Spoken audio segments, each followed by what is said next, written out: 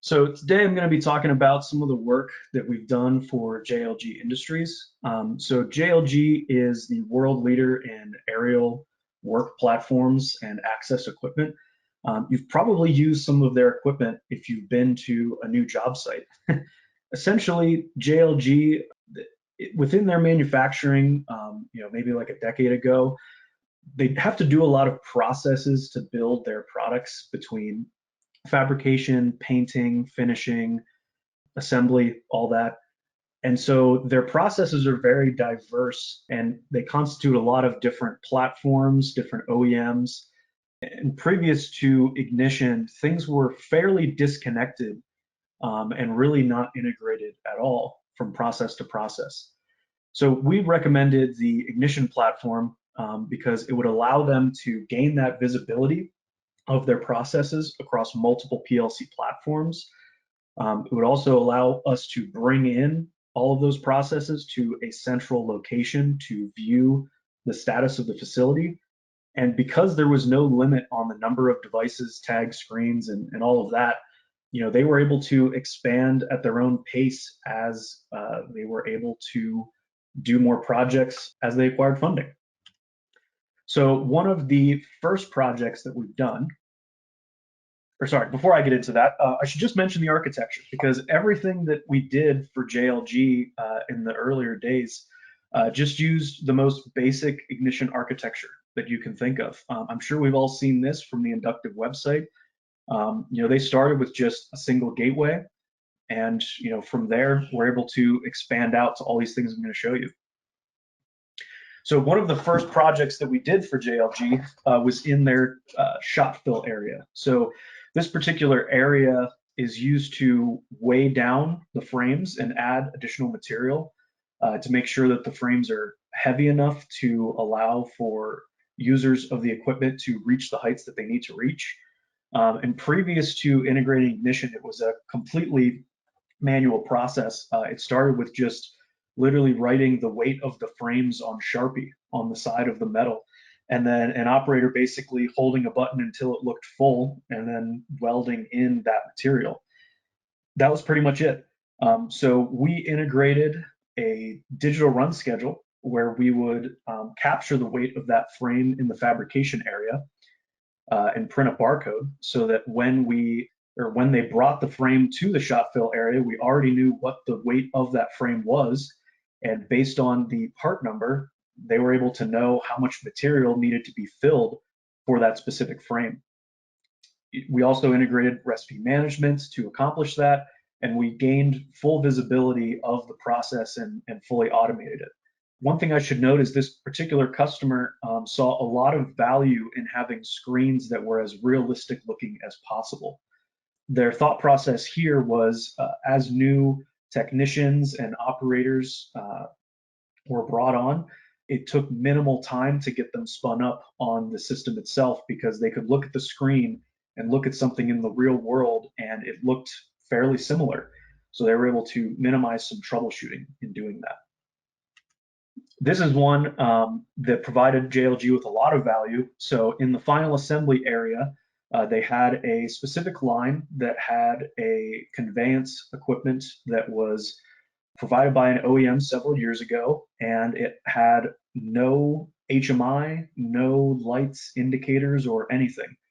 It was just in the PLC, completely hidden from any visibility.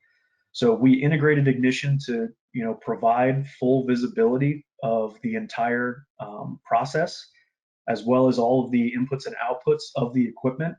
And previous to us doing this, if the line got out of sequence or they ran into any kind of issues, they really just kind of went down to the line and started tripping limit switches and moving things to trigger proximity sensors until the line eventually got back into sequence without really fully understanding what the issue was. So by adding in real-time visualization of the live inputs and outputs, as well as laying out a specific process that and a specific sequence that the equipment goes through, they were able to decrease downtime substantially. The maintenance department went from multiple calls a week where they would see hours of downtime a week to, maybe one call a month, down to basically no calls a year. They might get, 2, 3 calls a year, if that. But for the most part, everyone in that area is now familiar with what the sequence needs to be. If it gets out of sequence, they can go to the screen, look at where the process got held up or where the fault occurred, trip that limit switch or trip that proximity sensor if needed, and then they're off to the races. Customers saw a tremendous amount of value in this project, and they were able to implement this project without buying any new Ignition licenses. The paint area is another example of multiple pieces of equipment from multiple OEMs completely disconnected, some panels even having just fully electric relay logic and no PLC control. So we integrated, updated some PLC hardware to just bring it into the 21st century a bit, and provided one cohesive control system as opposed to a bunch of segmented control panels. Again, this is another scenario where the customer saw a lot of value in making the screens look as realistic as possible, which really helps their technicians be able to look at a screen and identify where the problems are so that they can run out to the line and address the issue very quickly.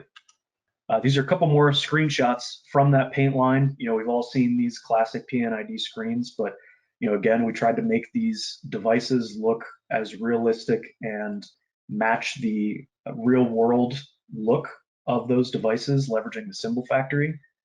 They also had a main control screen that we put in that just gave them one place of reference, so that they could see the status of every single function and process within the line to know where the problem areas were, so they could immediately jump into action and get the line running again.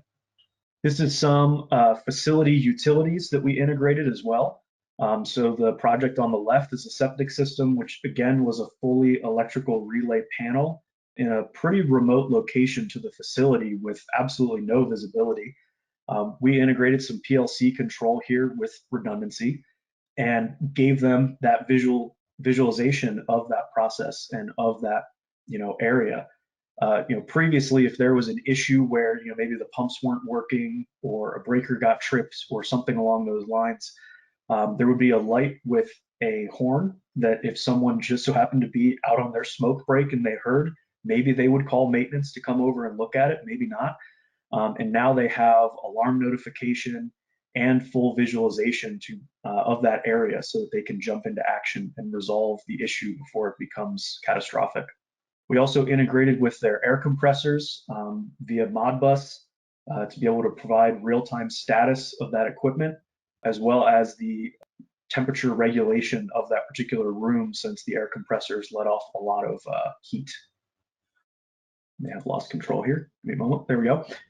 This is one of the more innovative projects that came out of the maintenance department. They saw that the supervisors were struggling to figure out where their materials were and where parts were throughout the facility.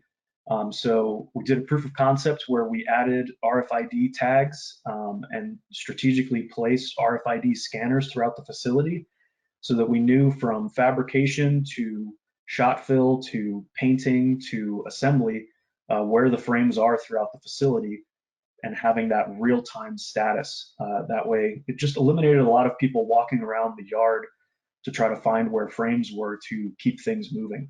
The only license that needed to be added here was Sepasoft's track and trace module, but everything else used the same licenses.